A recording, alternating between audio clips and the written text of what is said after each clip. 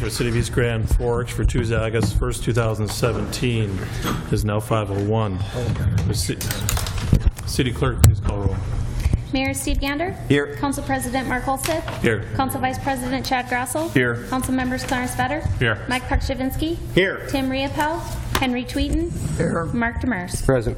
Does turn quorum. Please stand for the Pledge of Allegiance.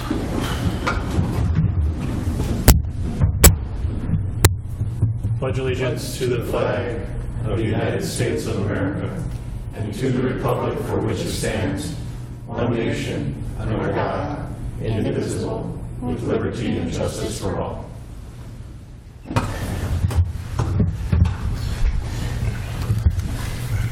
An open forum and opportunity for members of the public to address the City Council on items not on the current agenda.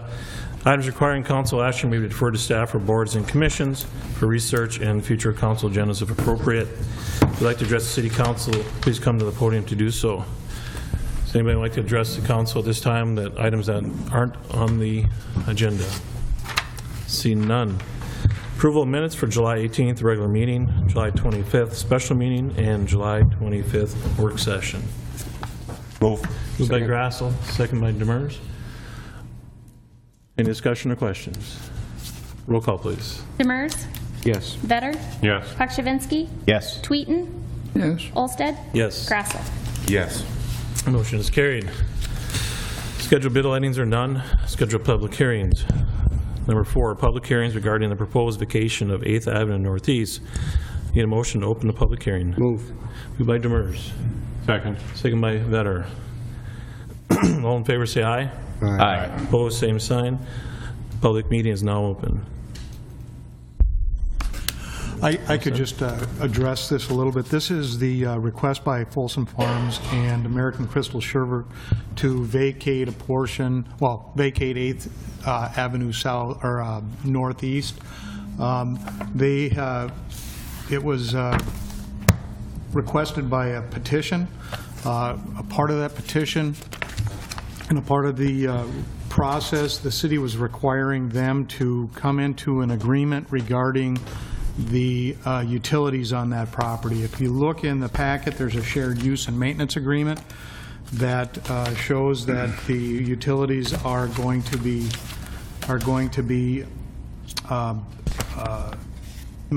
private utilities and maintained by the parties. The cost and the responsibility of the maintenance has been agreed in that document.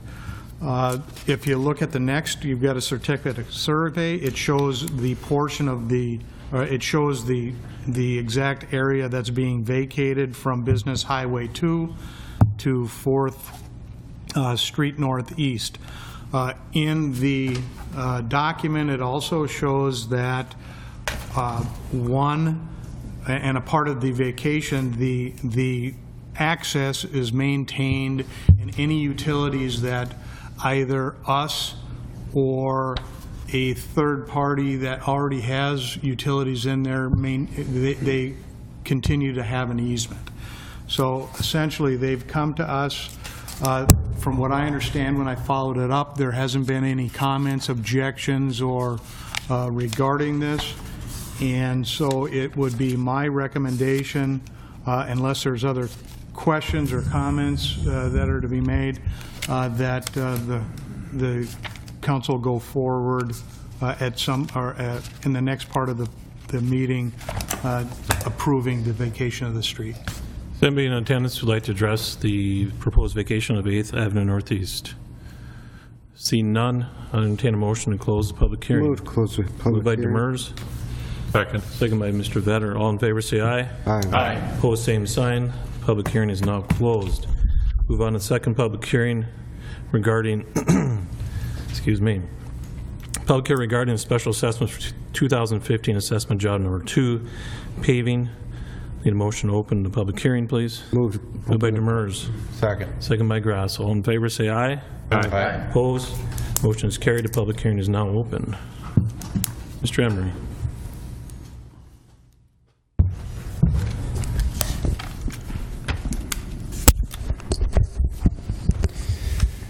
Good Good evening. Again, this is the assessment hearing for the 2015 assessment job number 2, concrete paving project, and the replat of Outlot B, Block 2, Point of Woods 5th edition, and the Point of Woods 6th edition. I guess as we have talked on probably numerous times, again, the assessments are based on front and end benefits. Again, with the front footage of your lot being the shortest platted dimension. And again, when we look at end benefits, all the properties along Brandon Boulevard were receiving just front benefits, and the properties on Nate Circle and Crystal Circle were receiving front benefits from the cul-de-sac as well as end benefits off of Brandon Boulevard. Total project costs, when you guys were sent your notice of the hearing from the city, we were looking at what we were calling option number 1, which was basically the total project cost. Based on the city council meeting last week, what we're going to be presenting is option number 2 costs, which is the total project cost minus the 162 feet of paving along Brandon Boulevard. So with that, I did hand out a sheet. If you want to share that too with your neighbors, it would be appreciated. But again, the total construction cost for option 2, we're looking at $255,153.50.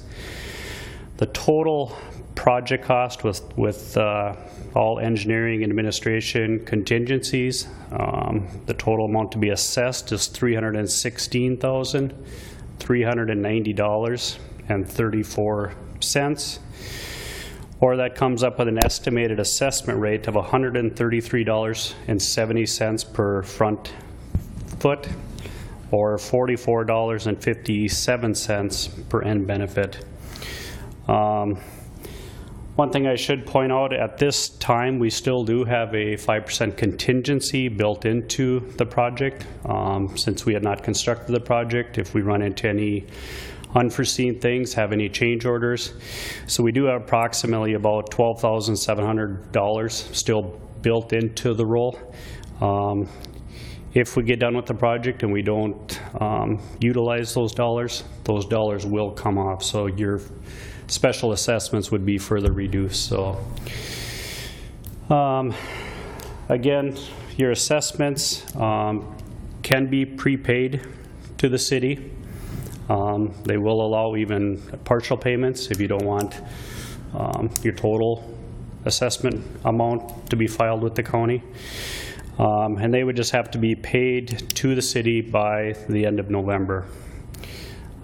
If they are not prepaid, again, the assessments would be filed with the county, and you would just basically pay them with your normal county taxes. Right now, again, the assessments, we're looking at a 20-year time frame at 4.5% interest. So I guess that is kind of, I think, the details to date. If you have any questions, we'll kind of open it up for questions that you may have for me or the city council. So I think with that, we'll open it up for questions. Does anybody in the audience like to address the council this time on this matter? I see none. Mr. Emery, is there anything else? Anything for you, Mr. Emery? Anything else? No. Okay. Move to close. Hang on a second. If I may, I just want to make sure everybody understands that even at the end of this special assessment hearing, if it in fact is approved, the assessment roll, that the bids are not awarded for another 30 days, in which time that to make sure that there isn't any objections, or there isn't the objections that have been in place are withdrawn, or there isn't any appeals. If there are those things still remaining, it's this body's ability to continue, or still at that time, to just not award the bid, and then this assessment project would fail and not take place. So I want everybody to make sure that that's understood, at least at this point. Mayor Gander. Now is a good time for me to mention that the next phase of effort on our side will be to reach out to the families and to the developer, the families on Laurel, Nate, and Crystal, to request that each one would sign that waiver of appeal and would accept the assessment roll as published.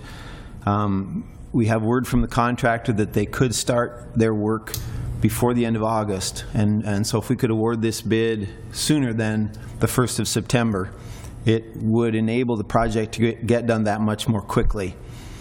And so we will be approaching each of the families and the developer with that request, and we would need each one 100% to come on board and say, it's not going to get any better than this. We got a great price.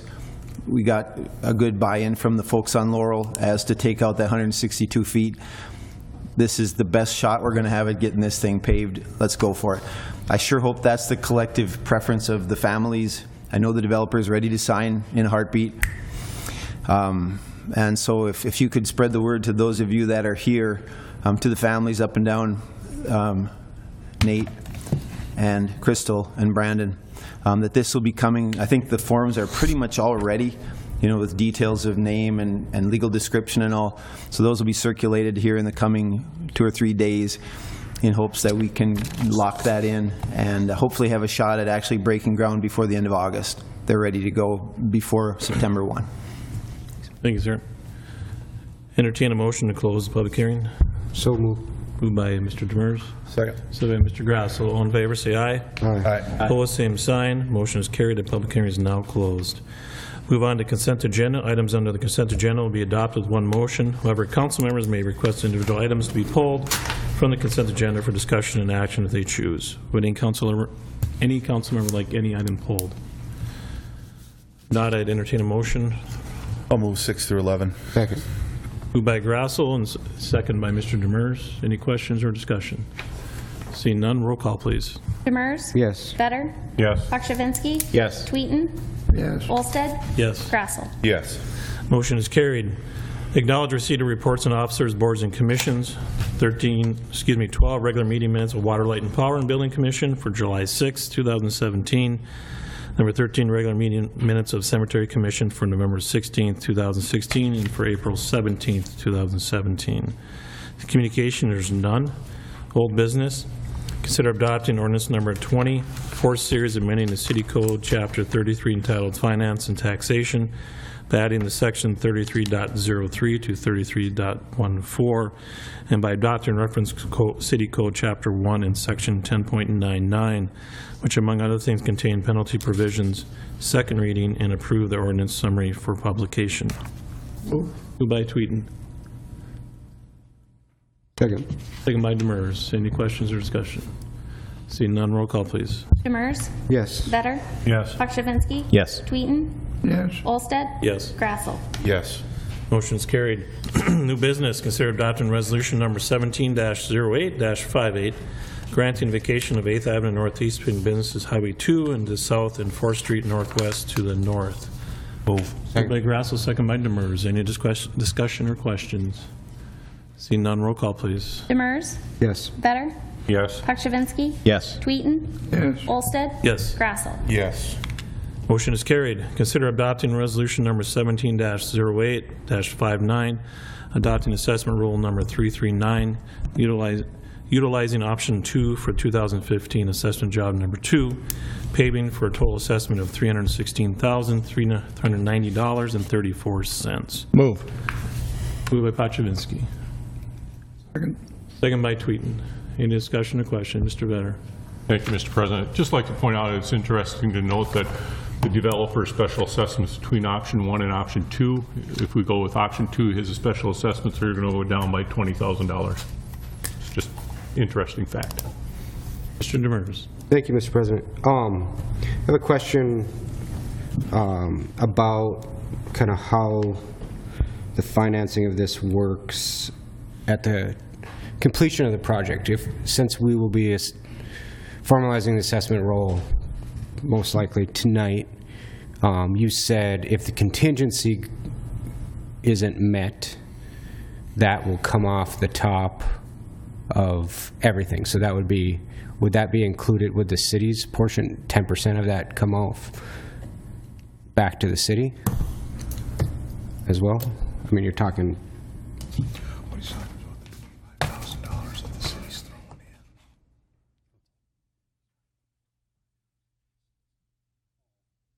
No, the 5% that we were, or that I was discussing again, that was just if it was project contingencies. Right. So again, if we don't have any change orders, that amount would come out that 12,000. But isn't the city paying for roughly 10% of the project? 250,000, I guess. We're a little less than 10%, I guess. So would we take back part of ours? Well, again, I mean, the 10% that the city is paying for, though, was just for that 162 feet, which was not included in this. Right, I'm just saying the total project cost is 250 some odd thousand, of which 20,000 to 25,000 or whatever we're going to be expected to pay is almost 10%, right? So if 5% comes back, is 10% of that 5% going to come back to the city? That'll be your decision, I guess. I would think everybody participating would see that reduction across the board. The residents, these individuals would see it. I mean, it would have to carry to everyone. And I guess it gets some, the other question, the original question I had before you made that comment was, so if we go through this process and the construction cost goes to 275,000, who ends up paying that other 20,000? Well, again, at this point, it would either become a city cost, or we would have to assess it, and we'd have to hold another assessment hearing. We would have another assessment hearing? We'd have to hold another assessment hearing if those assessment costs go up. If the assessment costs go down, and if we don't have, if those contingencies go away, we can lower that assessment roll, and we don't have to hold the final assessment hearing again.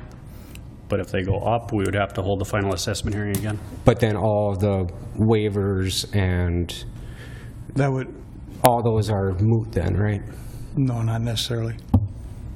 If they go up and we say we're going to reassess you to a different amount, if they're waiving their right to appeal What I'm and saying, the cost goes up, we either have to eat that cost or we have to go back to them. So that would be, that would nullify their waiver, I would imagine. it would be my opinion that the city either eats the cost, which is up to this group, or the objection would be for the amount over and above the waiver, Small amount. small amount. I guess my simpler approach is if it's above, the city ends up eating it, because I think that's kind of how we've done it, and if it's below, the city gets it and recoups its cost. I guess that would be my thinking. Murphy, do you have something to add, sir? Yeah, I was just going to say that there really isn't a policy on that in this particular situation because it was a little bit unique as far as that kicking in.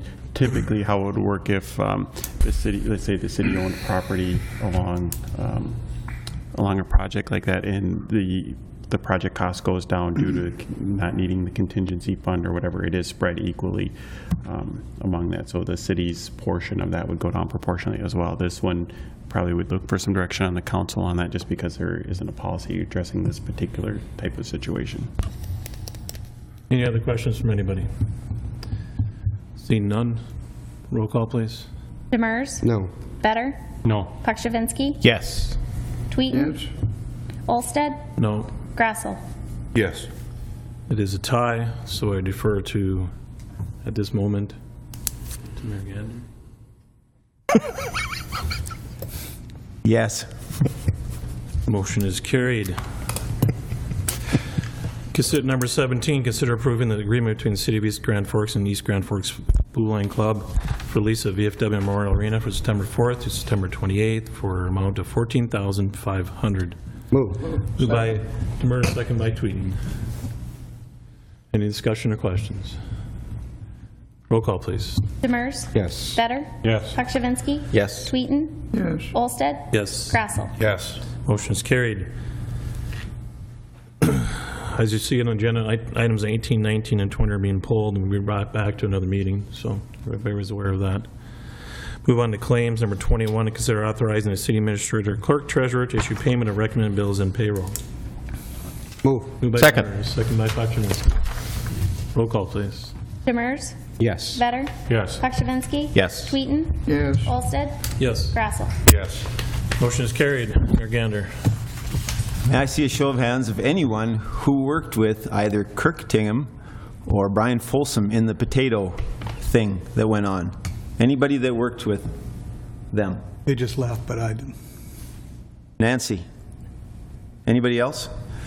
So I was at a morning meeting today, asked as mayor of our town to speak to a Lions Club out at the Ramada Inn, and their attorney, Kirk Tingham, beelined it for me before the meeting and said, I had no idea that working with the city could be that cooperative, that working with the city to try to get something done, that you actually got really good service in the effort to do the project that we were doing for Folsom Farms there.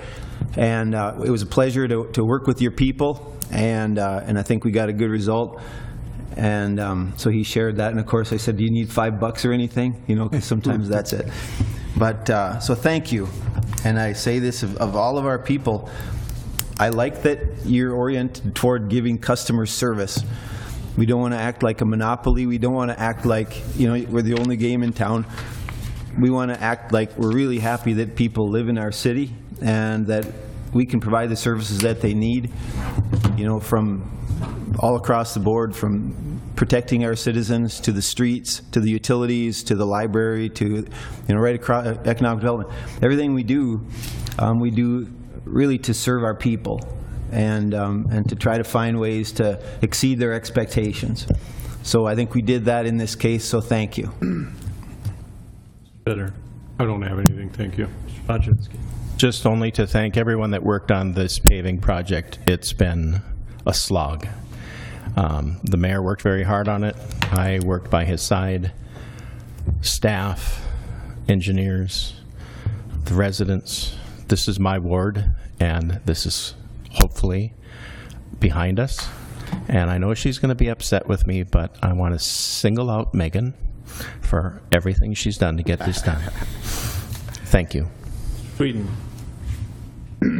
I had a call yesterday from one of the great-grandchildren of J.C. Sherlock, and the mayor and I had a good opportunity of discussing the history of the Sherlock home. And if you haven't seen it, I suggest that on Heritage Days, the end of the month, that you go there and take a look at it.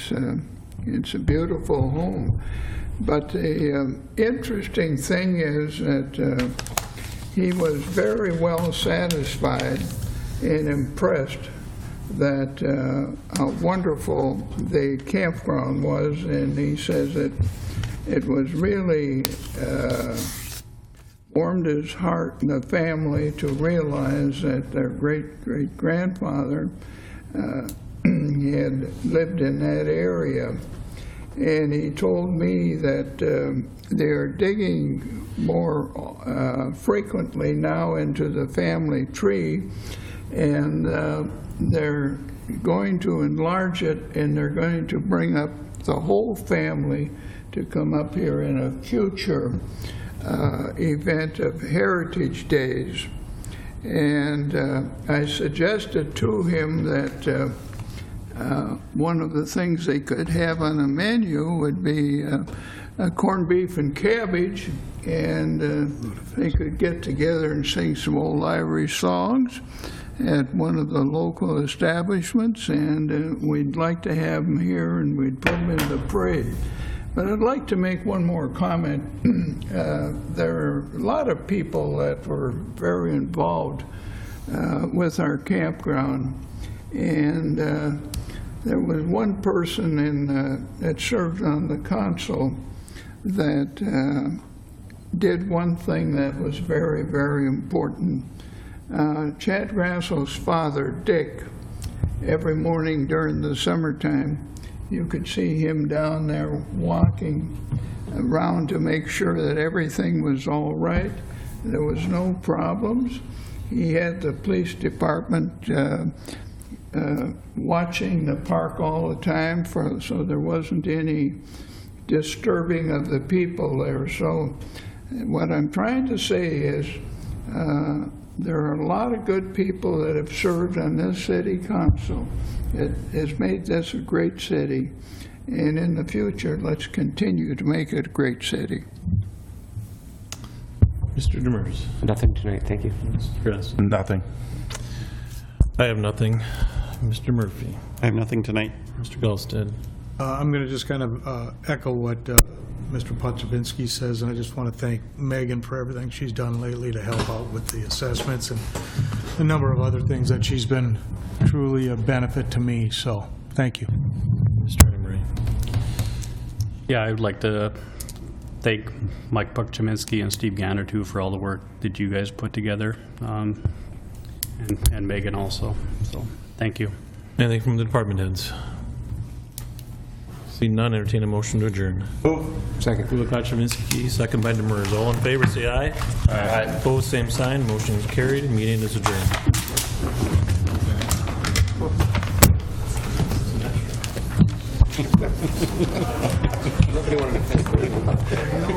Because this is two separate things. I did. Maybe I can't be polite. Sorry? There you go. I'm kind of glad. I can walk up and spark and disagree in here. That says a lot. Yeah. Totally get that. Actually, I kind of love it.